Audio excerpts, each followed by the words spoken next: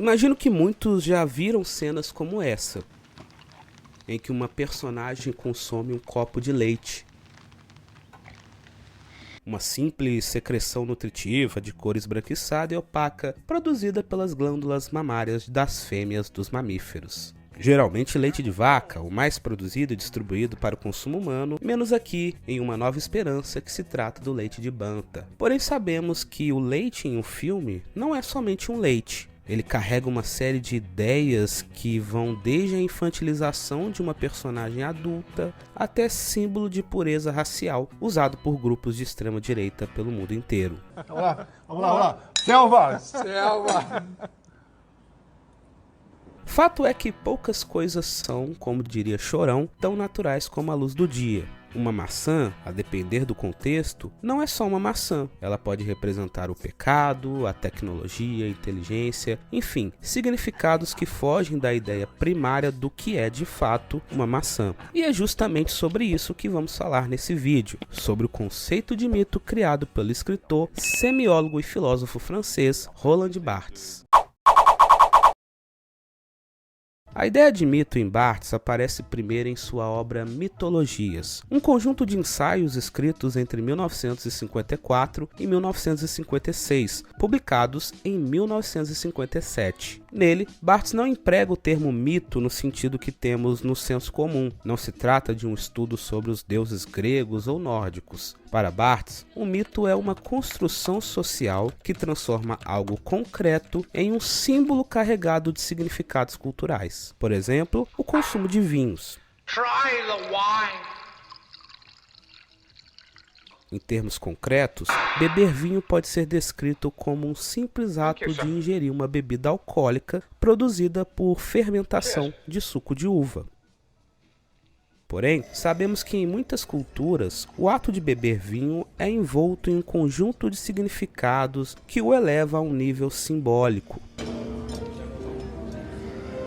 O vinho passa a ser associado a conceitos como refinamento, sofisticação e tradição. Barthes destaca como o ato de beber vinho é ritualizado e como a escolha do vinho em si é envolta em uma linguagem específica, repleta de termos como sommelier e terroir. Essa linguagem e ritualização transformam o simples consumo de vinhos em um mito que comunica valores culturais específicos. Assim, um mito é uma forma de comunicação que utiliza símbolos para naturalizar e perpetuar ideologias culturais. Barthes, assim, desmonta o mito em dois componentes, o significante e o significado. São os mesmos termos que aparecem na semiologia de Ferdinand Saussure, porém Barthes propõe uma continuidade. O signo, na concepção saussuriana, seria a junção de significante mais significado, sendo significante a imagem mental dada com a escrita, por exemplo, a palavra carro, que remete a algo específico no mundo, ou seja, o significado. Um veículo automotor movido a combustíveis com rodas que permite se locomover de um lugar a outro por meio de movimentos mecânicos. A junção de significante e significado resulta no signo, que é a ideia de um veículo, isto é, a sua significação. O mito faz a mesma coisa, a diferença é que ele precisa de um signo primário, aquele produzido na concepção saussuriana para originá-lo. Em Barthes, o significante refere-se à forma concreta, aquela que resulta do signo saussuriano, e o significado é a ideologia ou conjunto de valores associados a esse significante. Há, portanto, um signo resultante dessa segunda cadeia, a significação, ou seja, o próprio mito. A maçã fruta é um signo. A maçã, como um símbolo de tentação, desobediência e pecado, é um mito. Assim podemos dizer que o signo, enquanto significante primário da língua, está na esfera da denotação, enquanto que o mito está na esfera da conotação. Para Barthes, o mito é uma mensagem que se define pelo modo como ela trata um determinado objeto, ou seja, ele não se manifesta de maneira natural. Ao contrário, ele é imposto, condicionado. O mito se estabelece de diferentes maneiras e pode se manifestar em diferentes instâncias. Como um sistema de comunicação, ele pode se dar por meio de discurso oral ou por representações. O discurso escrito, assim como a fotografia, o cinema, a reportagem, o esporte, tudo isso pode servir de suporte à fala mítica. Em resumo, o mito tem por função mascarar a realidade por meio de um roubo de linguagem, de uma inflexão, uma ressignificação do próprio real. E por isso, ele é bastante presente na publicidade.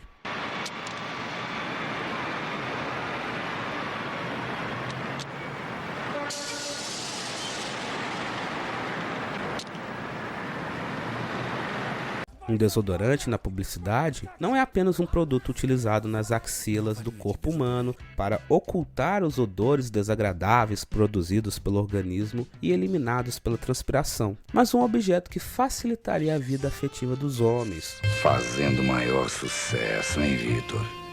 Quem? Eu? Ou o avanço? Um avanço. Elas avançam, não é? As mais avançadas dão umas avançadinhas.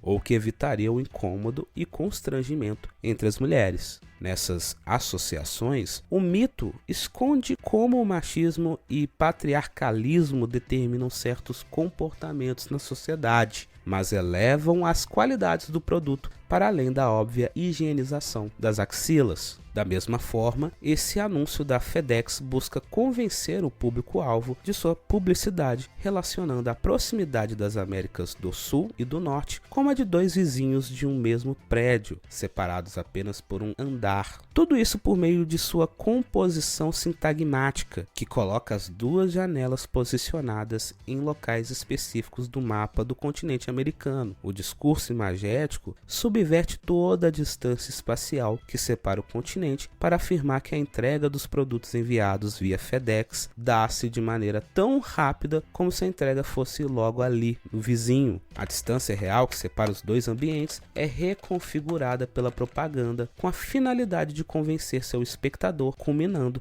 na adoção do serviço ofertado. Um caso brasileiro discutido em um artigo pelo doutor em Ciências da Informação Sérgio Marilson Kulak é o da publicidade da marca de produtos de limpeza e higiene doméstica Bombril.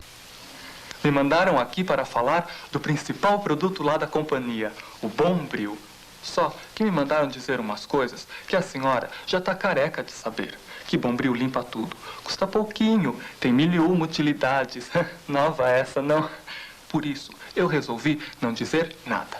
Agora, por favor, a senhora não deixa de comprar, porque senão eles vão dizer que eu não fiz a propaganda direito. E daí, eu perco essa boquinha. Criado pela agência de publicidade DPZ, o garoto Bombril, como ficou conhecido, tornou-se um símbolo não só da propaganda brasileira, como também um ícone da TV brasileira. Com um discurso simples e objetivo, o garoto Bombril, interpretado por Carlos Moreno, veio como uma proposta inovadora que rompia com os padrões de comunicação do segmento de produtos de limpeza, na época que, segundo o grande publicitário Washington Oliveto, menosprezava a inteligência das mulheres, público-alvo das campanhas. A ideia da campanha, o que norteou a campanha, é que eles queriam fazer uma coisa muito diferente. Então, o que acontecia?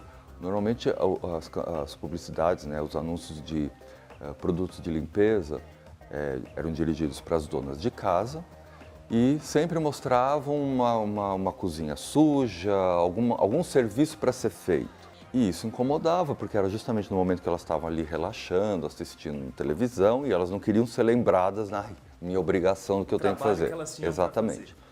Isso era uma coisa. A outra coisa é que eles quiseram experimentar fazer um anúncio que fosse, em vez de ser com uma mulher, que fosse com um homem. Apresentando-se sempre em frente ao logotipo da marca, em um cenário sem profundidade, completamente opaco, tendo somente uma bancada à sua frente com o produto a ser anunciado, Moreno incorporava diferentes e divertidas representações que iam desde a sua caracterização paródica de personalidades conhecidas do público em geral, como cantores, atores, esportistas, políticos e religiosos, entre outros, além de elementos pertencentes à nossa cultura, como as incorporações artísticas que que dialogam com movimentos culturais, a história e a arte, entre outros, culminando em comerciais engraçados, didáticos, racionais, emocionais, musicais, de monólogos e diálogos que exploraram todas as alternativas da comunicação publicitária. Hola, grande comandante, viva nuestro herói limpiante. Hola, grande comandante, assim. Tendo em vista que a publicidade de Bombril se apodera de diferentes linguagens e as modifica em diversas instâncias, o mito se caracteriza como um elemento motor de suas propagandas. A marca se vale de relações de diversos signos presentes no nosso cotidiano, sejam eles físicos ou abstratos, relativos à arte ou a importantes personalidades, entre diversas outras esferas da nossa cultura. No entanto, é importante destacar que, segundo Barthes, os significados atribuídos aos mitos não são totalmente aleatórios. Eles têm alguma razão de ser e contêm comparações. Para realmente comprar um mito, é preciso ter um conhecimento prévio. Só assim a absorção desses significados acontecerá completamente. O mito brinca com a comparação entre o sentido e a forma. Sem uma forma justificada, não há mito. Isso significa que é necessário ter algum entendimento prévio sobre o assunto abordado para entender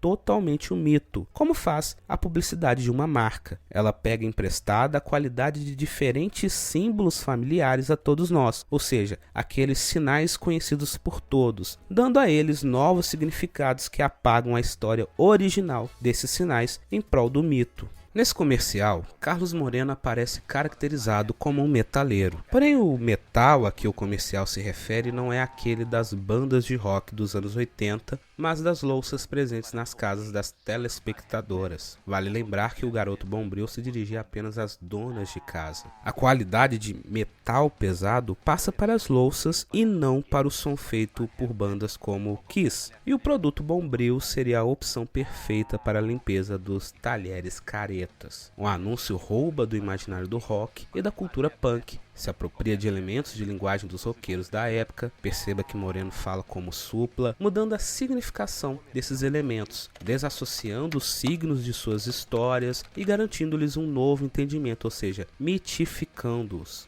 Comercial de Bombril para roqueiros. Para limpar heavy metal ou qualquer talher careta, use Bombril. Ah!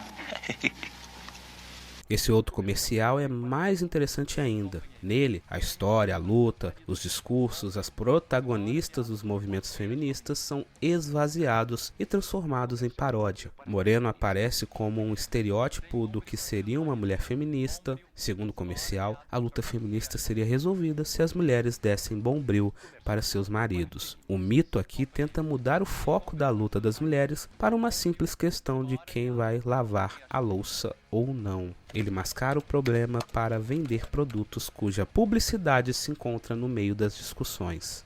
Comercial de Bombril para feministas. Companheiras, deem Bombril para seus maridos. Bombril, seu maior aliado contra a porqueira chauvinista.